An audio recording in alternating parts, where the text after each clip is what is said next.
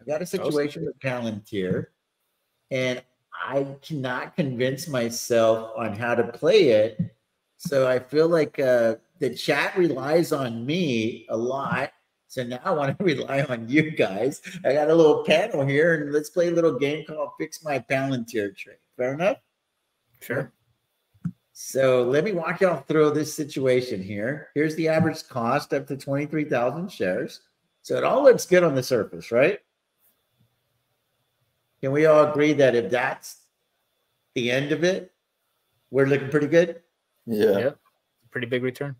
Yeah, pretty decent. It looks very Bitcoin-esque, right? Very, very riot-esque. I mean, because the miners have made a couple mil. So I'm super bullish on the miners on this channel. So like everything's good. They're serving filet mignon on the plane. Everything's look great, but I'm still on the plane. You know what I'm saying? So I mean, it doesn't matter if you don't land safely.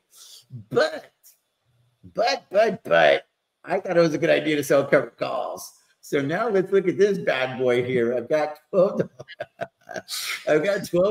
covered calls for January. And then I've already remedied these. I've got 30 calls at 45 for January of 26. And I've got the meat of the position, 150 of those at 35 for January 2026. So now let me give you all a little backstory before we deal with, obviously, the issue is these guys right here. And the segment, we can call it, because hopefully Alex will watch this, and it'll just be to roll or not to roll. Like sometimes does it make sense to just let the shares get called away? And let me walk y'all through this, and then just give me what would you do? And I'm going to listen very, very intently because I'm not convinced on what to do. And that's okay. You're going to find yourself in this position in life. You're going to find yourself in this position when you're selling puts and calls and deciding to roll if it makes sense. So the one thing that I want to encourage you guys to do is reach out to help from the community, because we're here to serve. Fair enough? So I'm reaching out. I'm extending my hand out, and I'm hoping somebody will grab it and help me get out of my own head to navigate these waters. Fair enough? Yep. Give me a thumbs up and we're good. So I can go on the soliloquy on how this happened. I'm not as bad a wheeler as it looks right now, but sometimes these things go on a meta universe thing or metaverse trajectory, and it gets very, very difficult to navigate. So I want to show all the gimmies and gotchas with what we do here. So that's the same thing happened to me, TJ. Yeah. Well, hopefully I think you did better than I did. I think I've been able to move. I'm trying to look. I think I've gotten mine up to 19. But I've been rolling those for years now. They started out at 14. Right. Because I remember I bought a bunch at 7, 8, and 9. And I'm like, okay, I know this thing can really run. So I was selling like 0.1 deltas, you know. So luckily, I remember when I sold those, I started at 12. Right. And let me check real quick.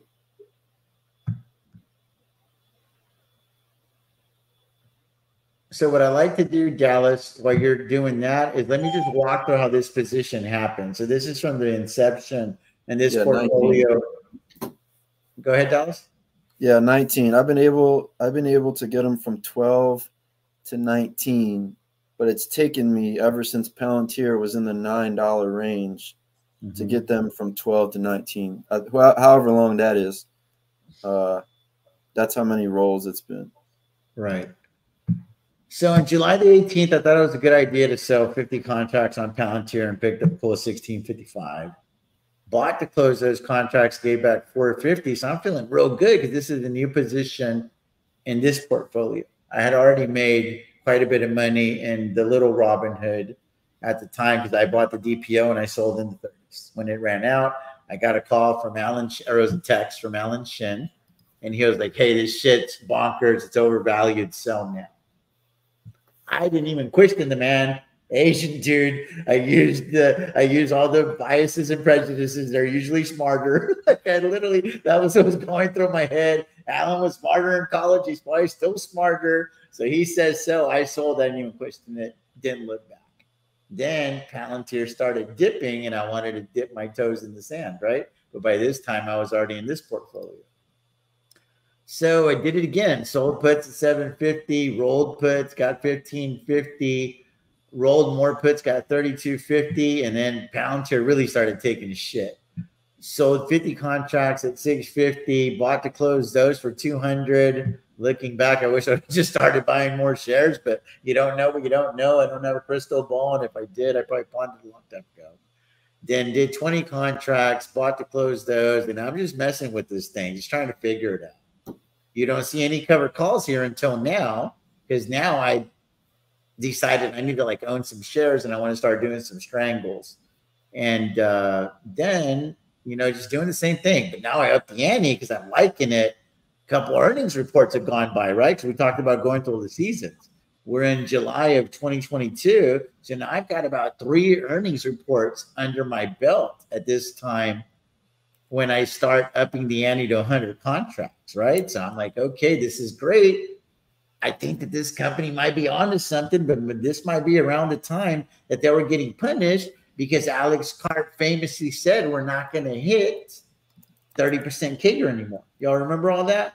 So this price action here on the puts and calls, it tells a story. So if you remember the story of the company, it all kind of makes sense. You know, it all kind of made sense why Palantir was in the shitter because they had projected for 30%, and now they came in, I think it was like at 17 or 18%. And it sucked. So they got punished. But I was like, okay, cool. I believe in them long term. So let me start accumulating. And then I started getting in trouble on covered calls, and I started rolling over here. And you'll see that I rolled from 8 to 9, and I had to do 4 months for that because I got caught with my hand in the cookie jar. And these are the 5,000 shares that are for sale at $12 right now.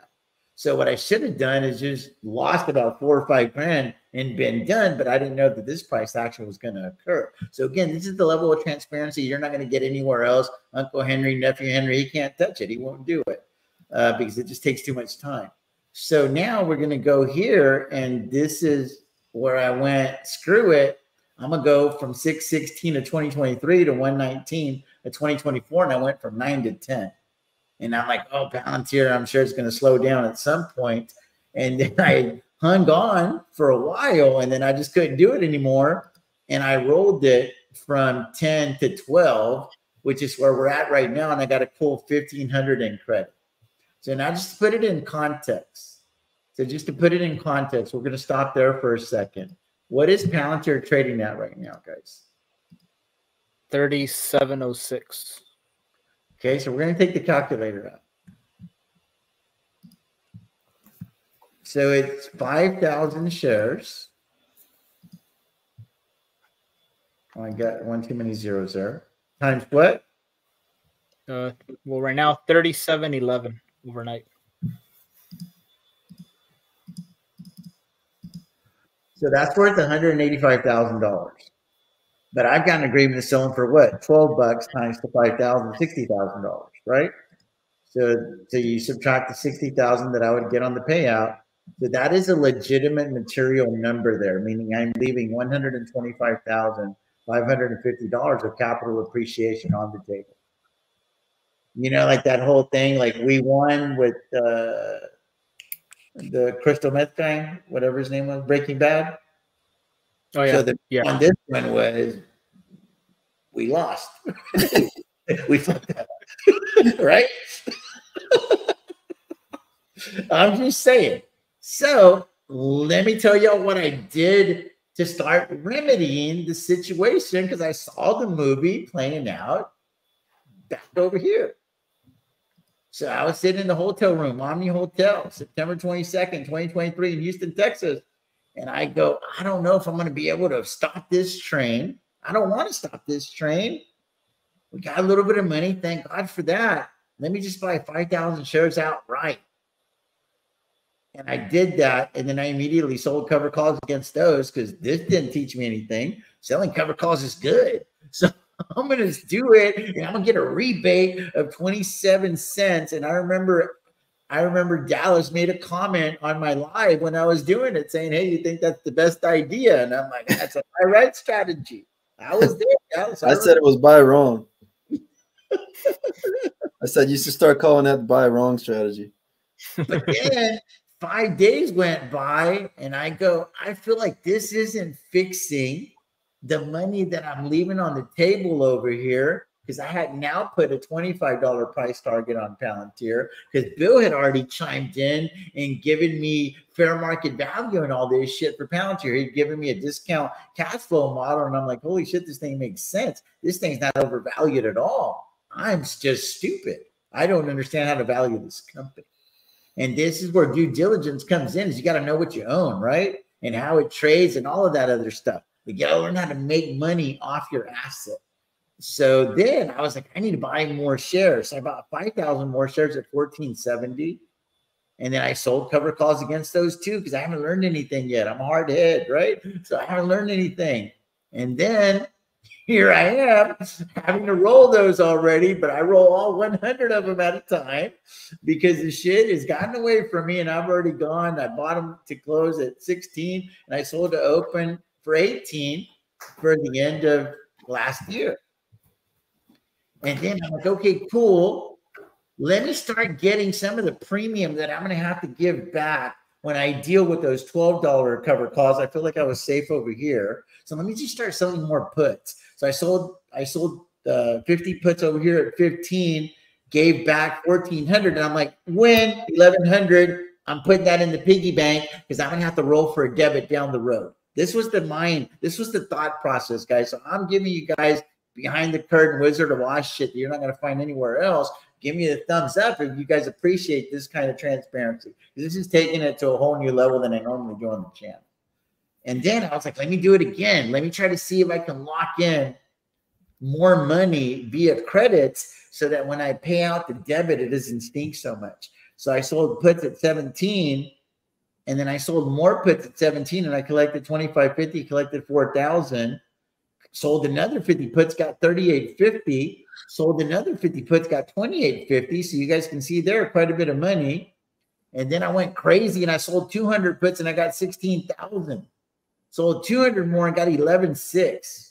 I've gone ape shit with Palantir at this point on the puts. And then I'm like, oh shit, now I got to roll because this shit's getting kind of tight. And I was able to roll 200 contracts and I got another 12.7. And then I roll again and I got 6,400. And you guys are seeing it all right there. You know, the 17s. And I just rolled laterally, kind of like what Garcia was talking about. I got greedy. I wanted the premium. Did it again here. Probably rolled laterally. No. I got conservative here. I took 50 cents off the table. Woohoo! But it's 300 contracts. I'm in deep. You know what I mean? I'm elbow deep into the bag of fries at this point. Yeah. But then they crushed earnings. So that's where you got saved. Yes. So then I started rolling cover calls too, because these damn things just doesn't want to stop. So I go from 18 to 19 because I wanted to take advantage of the volatility because of earnings. I think it was on my birthday on February the 5th. I was in San Antonio when I was doing this over here. And then I buy to close all those puts. And y'all see that right there? 3,500? 7 cents. Yep. And look at how much I had collected along the way. Can y'all see all that? I mean, I'm giving it all to you. So in other words, I made a shitload of money. It was about $60,000. I remember doing a video on it, and I talked on Amit's channel about it because we were already doing our little deal. And I was like, dude, I just made $60,000 on Palantir, yo, locked and loaded. It's done. All the money's on the table. 500 contracts, dude, at 17 bucks, $1,700 a contract times 500 came off the books. And I'm looking real clean, and I locked in a really, really big win on Palantir. So then I start buying to close more of them, 100, because stupid Robinhood, you can only do 500 contracts at a time. So I did the other 100. So I gave 6 cents on those. And then I'm still dealing with these damn cover calls, rolling cover calls on 100 contracts. And I went from 19 to 19. I just rolled out because I wanted more premium. Then I roll again. and I go from 19 to 20 this time, but I had 3 months on the contract in order to go out and up. And then now we can look at all the price action on Palantir and what was going on. And then I just got sick of it, dude. I got sick of it. And I said, screw it, I'm done. And I went from 20 to 30, January of 2025. And I got $16,000 for doing that because I was done. It was just mentally starting to exhaust me, and I didn't want to mess with it. I wanted to lock in some potential capital appreciation because at this point in my journal, I had already put a $30 price target on Palantir, and I had also told myself if it gets to 30, I'm just going to lock in the win because the valuation doesn't make sense. And even if it keeps running, I'm not going to care because I've made so much money off of it. I'll go find something else that I understand a little bit more. And I can just say, I never understood Palantir. I never understood the valuation, but I made a shitload of money on it. But I also left a lot of money on the table, and I was okay to do that speech at the time. Y'all following the story so far? So I'm not as dumb as maybe it looks, because I accumulated a lot of shares after the fact. Once I knew that I had screwed the pooch on that $12 cover call, instead of rescuing it, I'm like, let me just go create a brand new position in my mind. Were you with me so far? Mm-hmm. Yep. So then I got to go soon. I start closing out. I sell more puts. I got 2250 over here. Closed. I rolled puts, got 900. And I buy to close for 1,200, so I lock in another little win there. And then I'm doing it again. I sell puts 2,400, 48.75, or 77, 24.50, and then I buy to close for 7,400. I did okay, not great, but I made over $1,000, so I was happy. And I'm doing it again because Palantir starts dipping a little bit, and I'm starting to feel real smart because I got these $30 cover calls in the distance that I had gotten paid $16,000 on the roll. So I'm feeling real good about it, dude. And then I sell these puts. I got 2,300. Sell a shitload of puts. Got 10,050. Roll those puts. Got 22,000. So I went from a 22 to 22. So just a lateral move for about 3 weeks. Got 22,000. And I'm like, this is crazy. And then I remember posting this on X. I wish I had it queued up. I didn't know we were going to go here today. But I got ridiculed so much when I posted that I bought an additional 5,000 shares at 2047. I think that post I got made fun of the most out of any post, and I've done 4,000 or 5,000 posts on X. People, and that was the bottom since their earnings since February. Bro, people laughed at me, dude. They laughed at me, but I'm like, I'm gonna do my buy right strategy because that's been working so well. But I'm gonna do it in the distance this time. And I'm going to go match up the other $30 cover calls. So I bought 100,000 worth, 5,000 shares this time. Remember, I was paying a lot less for them in Houston, right? It was at $14.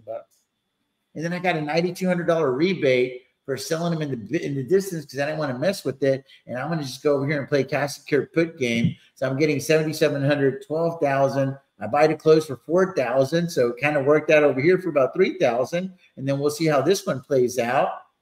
I buy to close over here or sell more, buy to close Palantir, 50 contracts at 37 cents.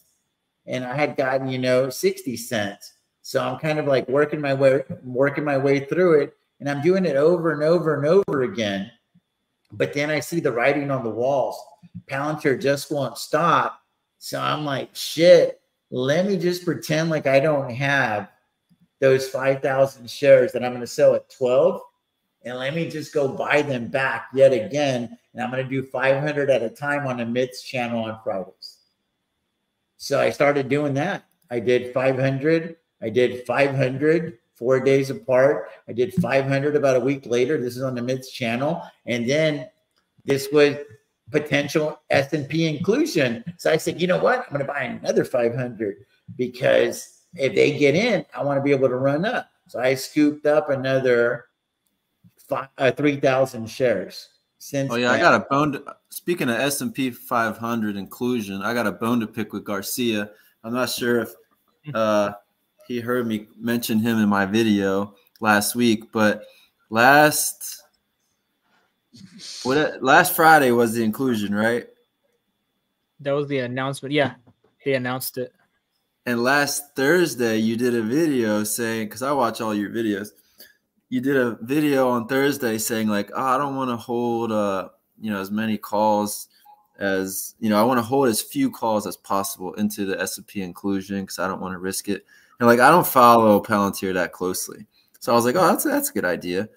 And then I had like 600 shares at like 35, maybe 34, 35 calls. And then Friday, I was up on those calls. And then I was up like 40% on Friday. And then after the close was when they had this. No. These were cover calls. Okay. I had like 600. I had like 6 cover calls on at like 35, 34 strike price. Yeah. I was like, all right, sweet. These are up like 40%. I feel pretty good about these strike prices. I'm going to just let them run. And then Palantir obviously got included. And I was like, dang. Garcia said that they were going up for S&P inclusion, but I didn't know you were talking about the next day. I was like, man. I would have closed them out. So now I'm rolling them. I had to roll them out a couple months. Oh shit, dude. Yeah, dude, I've been scaling back so much, dude. I actually bought back some calls at a loss a couple weeks ago. I ended up just biting the bullet and just taking a short loss, and I just it all added up to being a positive overall credit throughout the year. But yeah. So just to bring the point home, guys, so that we finish this segment here on Fix My Trade. Mm-hmm. And we agree that I made a lot of money. I locked in a lot of money along the way, selling puts and calls on Palantir to this point. Yep. Oh yeah. I mean, it's all there. I mean, we went through the books. Fair enough. But then now I had a big decision to make after the inclusion, because then my latest discount cash flow model came in and the price target came in at like $40 for Palantir. Like it could like really grow into that in a couple of short years time. And then it's real bullish. AIP Con, I streamed the thing on accident. I didn't know that it was going to happen while I was on the live. And then now 3 hours later, we're still on the damn live stream. You know what I mean? So anyway, I came away feeling bullish as ever on the company. So I was like, well, let me just roll these covered calls out to January 2026. And I'm going to use that premium to finance the roll for a debit on the others. So I rolled 2026 or 2025. No, I rolled remember I had all the covered calls at $30 for 2025 January. Yeah. So I rolled all of those from 2025 to 2026. Because remember, I had only 100 at the time, but then I bought more shares and I did the buy right strategy because it's been very successful. And I went from 30 to $35 and I picked up a cool 26. Wait, when did you do this? This is recently, September the 16th. I don't remember you talking about rolling these out to 26. It didn't happen on the stream. I did it offline. I did it offline. So then I did 26, 20, 250. I got that. And again, this is all money that I'm supposed to use to go pay the piper on those $12 covered calls if I still wanted them on the books. And this is where you guys come in. And then I rolled the $40 covered calls because I had done some buy rights and I put them at $40 for January. But I'm like, I don't even want to mess with them. I just want to put I need to finance the debit with credits. So I didn't really want to roll these. I didn't need to roll these. I did it so that I can use other people's money to finance my error, right? So I went from 40 to 45 and I got 1744 for January to January, from 25 to 26. And then I rolled 25 to 26. And again, I'm sacrificing the extrinsic value. This is not optimal situations. I'm just trying to find money. You know what I mean? Like this is going to the pawn shop. You know, you're not getting the best deal, but you need money. So this is like, I'm showing y'all all this stuff that you're not going to find on any other channel. I don't give a shit how big they are. And they came to be the best options trader in the world and all that shit. You're not going to find any of that stuff. You're only going to get this here. That's just the reality of it. So I got 8,700 here. So I got 8,700. I got 1,775 and I got 2,600. It adds up to about $37,000. So now let's go back to the problem. The problem is, when it came down to roll these $12 covered calls that have been a pain in my ass for a long time, and I put a $20 price target on them. I wanted to roll them in the distance, but I wanted to go from 12 to 20 because that qualifies me for $8 more in capital appreciation on 50 contracts, 5,000 shares. That's $40,000 in capital appreciation. That's the goal of the roll. So whenever you roll, whenever you're in a bind, you first have to formulate a goal. What's the goal? The goal is I want to capture $8 more of capital appreciation, but the amount that I have to pay to do that, it has to make sense because it has to produce a significant ROI. Because if it doesn't, I can take that $60,000 during the same time frame and sell puts and sell puts and sell puts, either on this asset or something else, and probably outperform all the dead money that's going to be sitting there because I'm still underwater. So this is where you got to really just get out of your emotions and go play a game of math, because I could technically just let the shares get called away, and the Palantir position is a lot bigger than I probably ever intended it at this point anyway.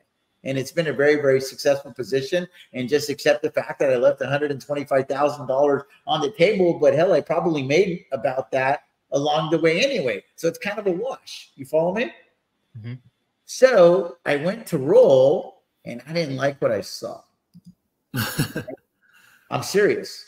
And I'm talking about, dude, I even went all the way over here, yo, 849, because I got to make good on 2465, right?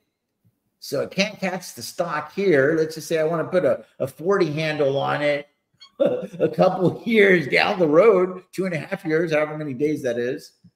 And that shit's still going to cost me 66.5. But then I'm going from 12 to 40. So I'm capturing 22, 32. I'm capturing $28 of capital appreciation times 5,000. Let me use the calculator real quick. So 28 times 5,000.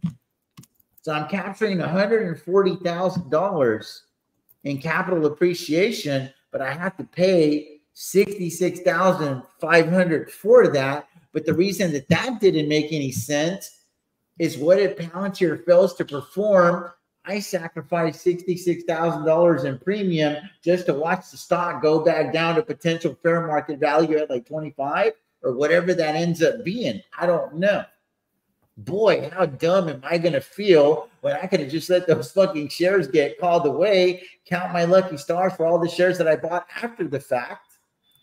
Because instead of fixing the trade by taking the L on the covered call, I chose just to double down on the position and act like I was starting day one at 14 bucks. That was the mindset, right?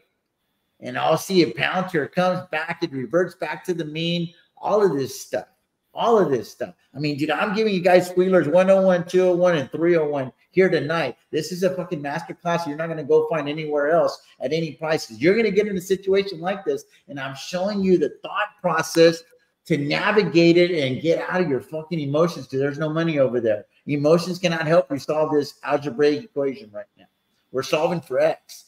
So I'm like, it doesn't make any sense to me, because there's too much opportunity cost on all sides, because the bird in the hand is twice as valuable as the birds in the bush.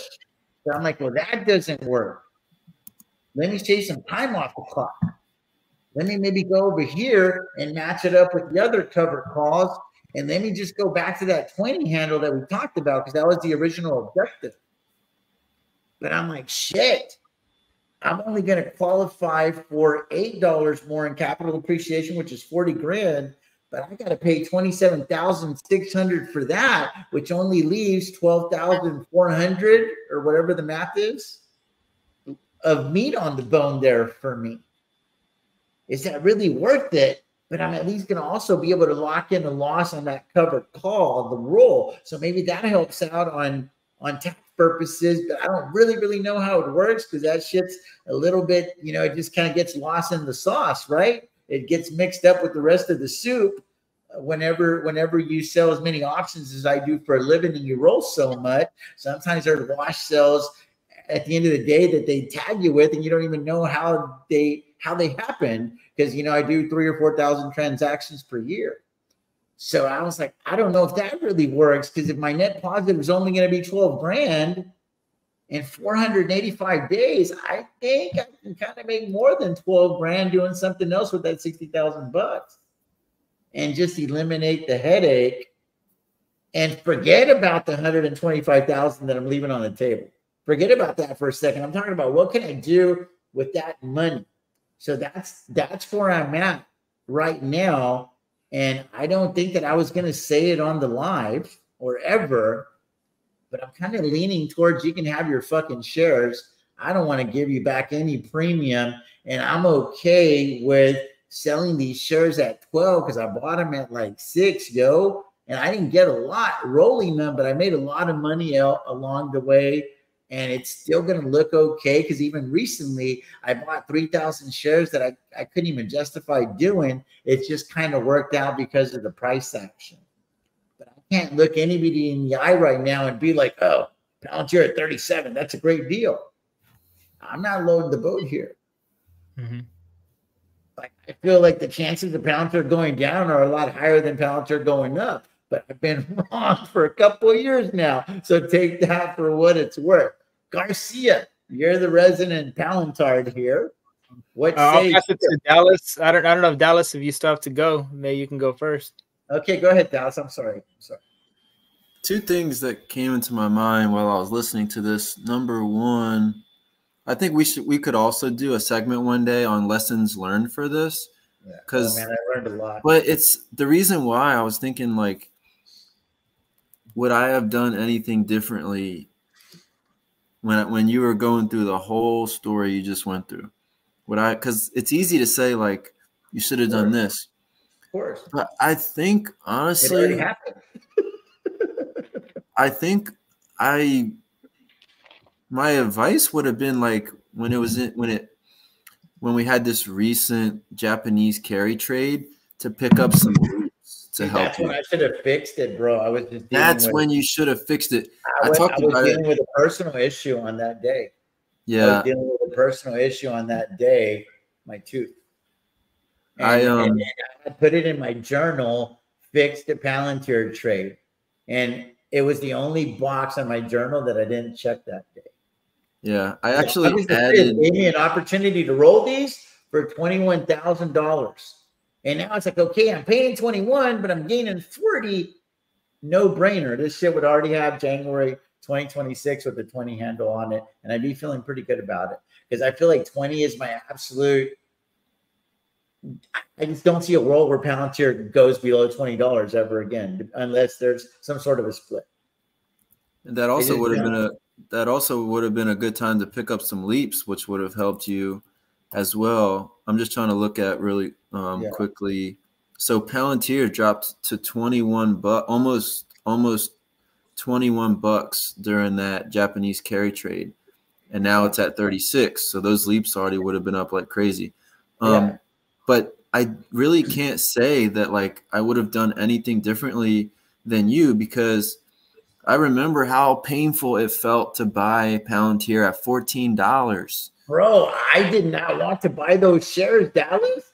I remember hand to God, I thought I was overpaying for these damn shares, and I felt stupid doing it. And it was documented live on my channel, yo. And I was just like, why am I even buying these? Like, I gotta stop listening to Amit's channel. Like, like every time he talks about a contract, I want to buy more shares. You know what I'm saying? Yeah, I remember you were in like a hotel room, and I was at work. Hotel gallery in Houston, bro. I remember like it was yesterday, bro. I didn't want to buy those shares. So, with that being said, I can't really say, because you could have gone through this same exact thing when it was at 14 bucks. Like, oh, should I roll my my calls I already have? Should I roll them now? And the thesis probably would have been, nah, it'll come back to like 10 or 11. Roll them then. So I can't even say I would have done anything differently. I know one thing I added to the options blueprint a couple weeks ago was something I never really thought about it. And that's when we get big drastic dips like we did during that Japanese carry trade. Not only I was more focused on like, what stocks can I be buying here? I wish I would have closed some of my covered calls, because right now I got Amazon 150 calls, and Amazon came down to like 155 during that time. And so I could have closed those calls for dirt cheap. And then now I have all of my shares unencumbered again. Amazon's back almost at 190. So I think we could do a whole episode on lessons learned from this whole Palantir experience. And I think one of those is whenever you get a big dip, let's say you just have 10 covered calls, maybe buy back 3 of those. If it's something that has nothing to do, because that had nothing to do with Palantir, that was that's macro stuff. Right. But we got an opportunity to buy those back a lot cheaper. So that's something I can't even say I'm disappointed in myself, because it wasn't even something I thought of. I actually thought of it because a couple weeks ago, I was watching your video and somebody put in the live chat, like, TJ, why didn't you roll these calls back when they were much cheaper, when the market sold off that day? And you were like, I didn't even think of it. Like, I got so much going on. It didn't even pop in my head. And I thought about it and I was like, I didn't even think of it either. I was just trying to figure, like, what stocks can I add to? We got CrowdStrike at $200. We got all these deals going on. It didn't even pop in my head. And if we're honest, it kind of sucks to spend your buying power buying back covered calls gone wrong.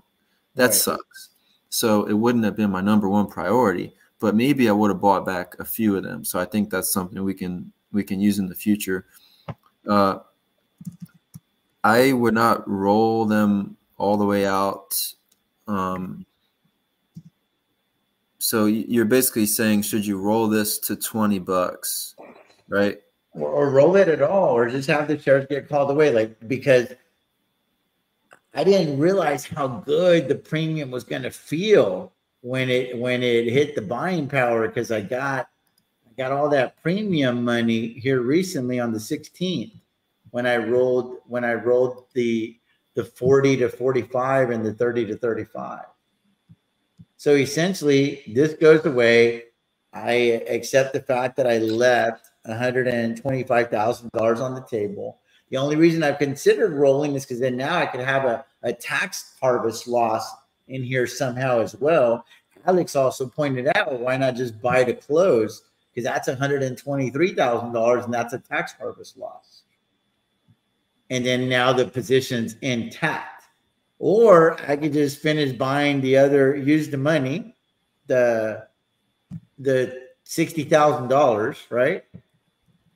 And 2,000 shares is 74 grand, and just live to fight another day by doing that. And I end up right back at the 20,000 shares that I had. Why do you feel like you want to go from 12 to 20 instead of just 12 to 13? It's just, again, this is why we're having this episode, because it's just an idea that got into my head about a year and a half ago. That isn't, maybe the idea made sense then, but because of the situation that we're in, it doesn't necessarily make sense right now. Not the dollars don't make any sense.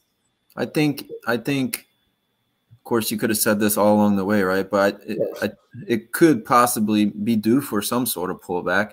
So what's the extrinsic value on those contracts? There is nothing, dude. I'm surprised they're selling these shares. Look at them. I would roll it if it was me. Look at that. Let's do the math. What's 12 minus 37.19? Anybody? I got a calculator right here. So 37.19 minus 12.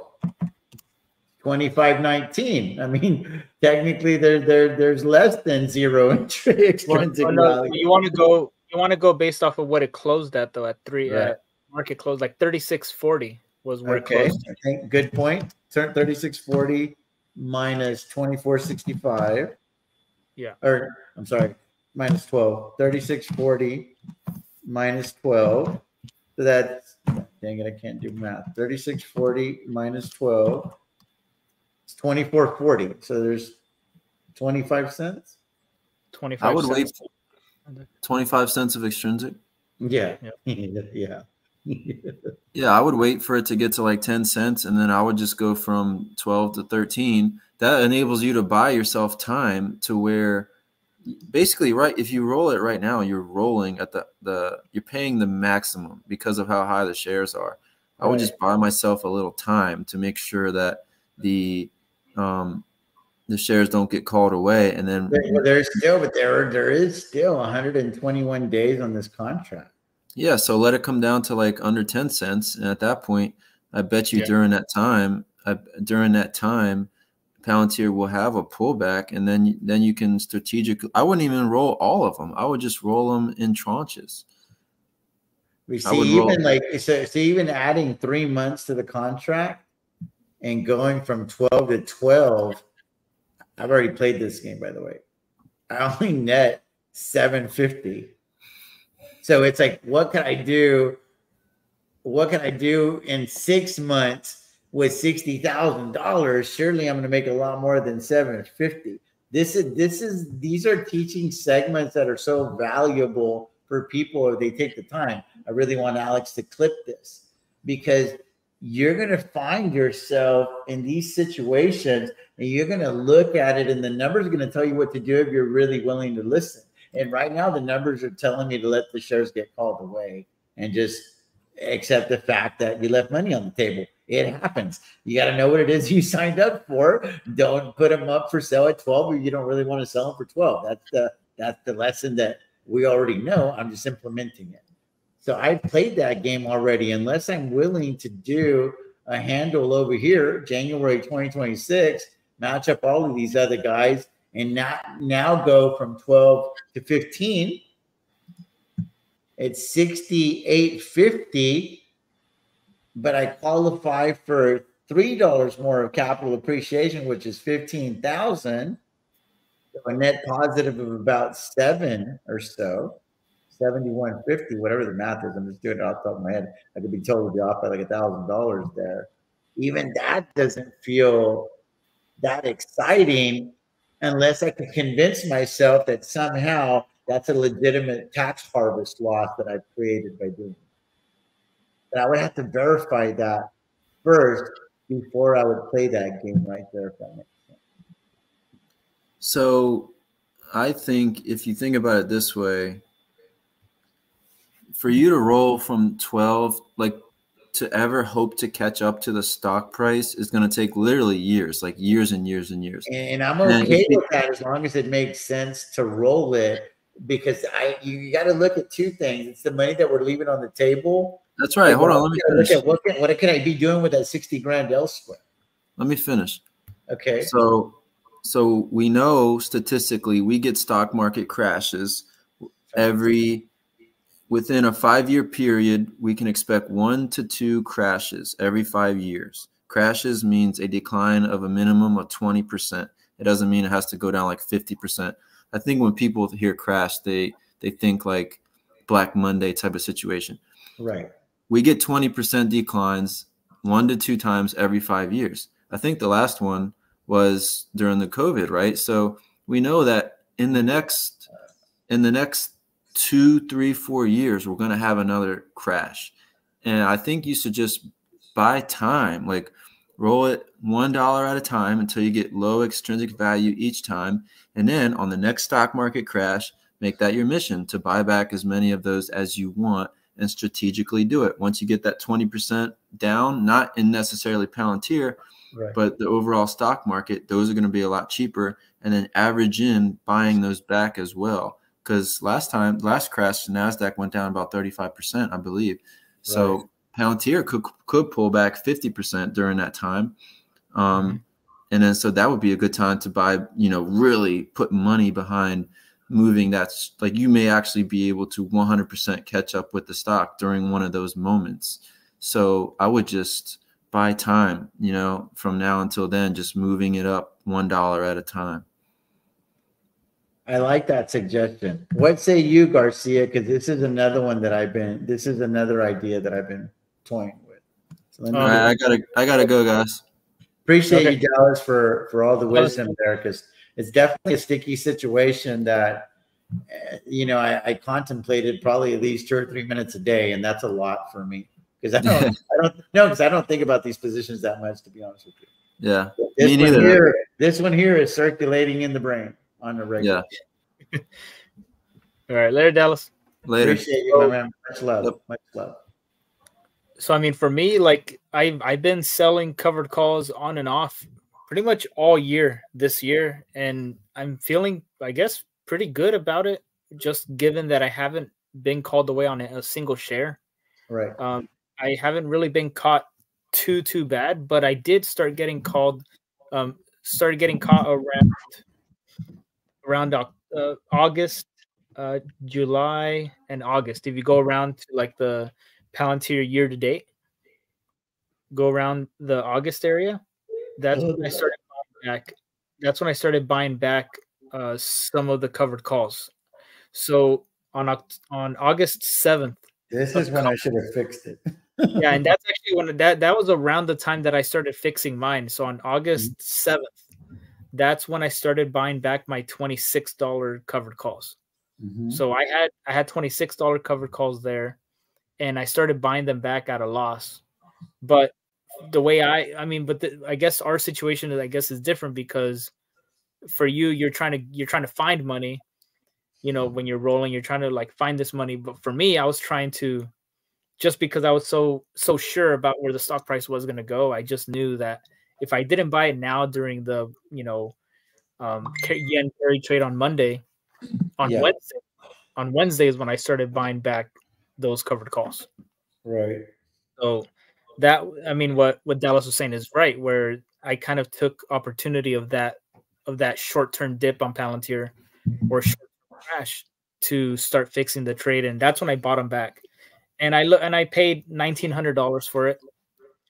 But I looked throughout the whole year how much money I made on covered calls, and I made like, I don't know, 14 grand, 13, 14 grand. And I said, look, if I made 14 grand and I'm giving back 1,900, but what I'm gaining is my entire position back and all of my shares are uncovered, and I'm totally fine with that. Like, looking back, of course, like it was the right time, because now those $26 covered calls would have been such a big pain in the ass right now. Toast, yeah. But I think buying yourself that time, I think, is going to be the best choice. As much as it's your thoughts kind of right now, I would think kind of like try to put it off to at least once a week, maybe like every Friday, kind of revisit the intrinsic extrinsic and see like if it's below 20 cents or at 10 cents. But that's it. And then just kind of make it a mission to just forget about it. It's not going to get called away. It's not going to get called away early because it hasn't been called away yet. But I think you are letting that get to you, where, because you don't let stocks bother you in other plays, other positions. The fact that Frontier is bothering you now, you're just trying to get rid of that, kind of like mosquito. You're just trying to get rid of that annoying thought, and you're willing to pay money to get rid of that. Where you might be able to save money if you're able to just kind of somehow numb the sound and just kind of put it further in the back burner. But once a week, revisit the extrinsic value and say, okay, I'm at 20 cents, 15 cents. Well, there's also a little feather in the cap.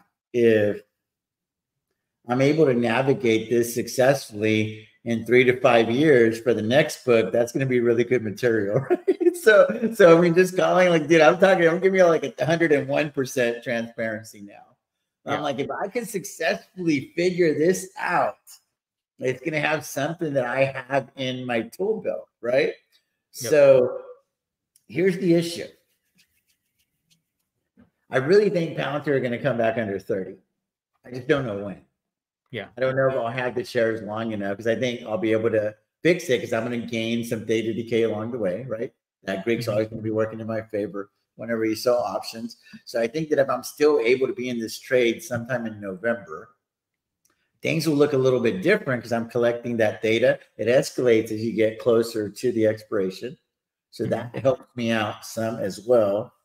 Yep. Another thing that I've considered doing with the money, let the shares get called away. Essentially, I'm not really leaving that much money on the table, because if I go look at the wheel tracker, I probably made all of that on cash secured puts and cover call rolling and all that stuff along the way. So it looks bad, but it isn't as bad because I lived that journey. So that doesn't really bother me, dude. As much as it probably should, leaving that 125, that's not where the pain is.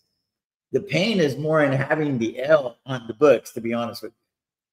So now I'm like, okay, well, what can I do with that 60 grand that could give me the most value in Palantir? If I think that they are going to legit 10x, why ain't I looking at just buying leaps with that $60,000 for 2027? And I can go tell those leaps to go right that wrong for me, if you will.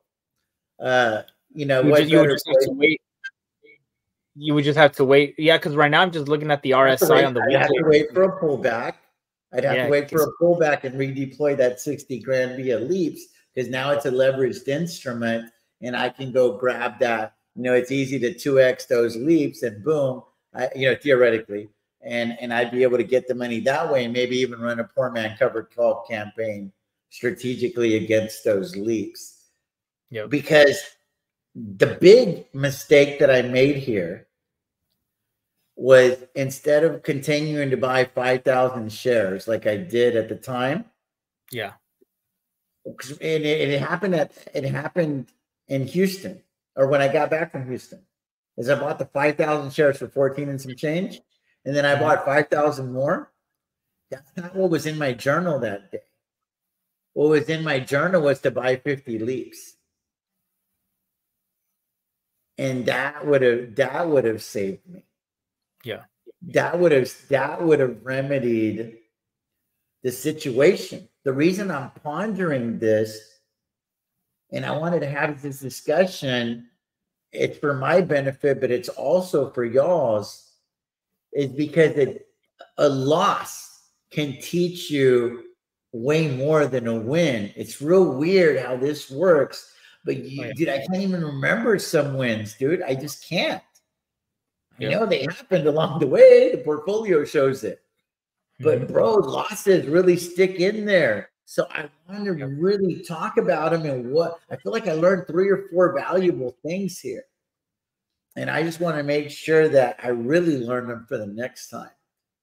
Because the obvious thing was, the cover call starts going away from you. It's early. You lose 2 or 3 grand. You've already made 50 to 100 off the position.